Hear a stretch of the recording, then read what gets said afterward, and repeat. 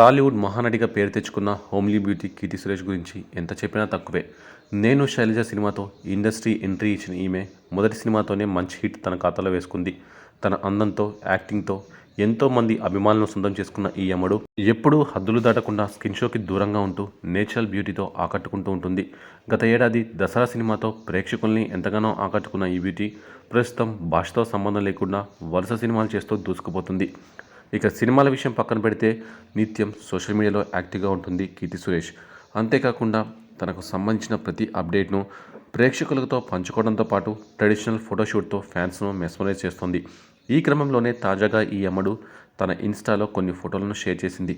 వాటితో పాటు తన ఇన్స్టా స్టోరీలో మీరు పెళ్లికి సిద్ధమైనప్పుడు సెల్ఫీ తప్పనిసరి అంటూ ఓ సెల్ఫీ ఫోటో షేర్ చేసింది.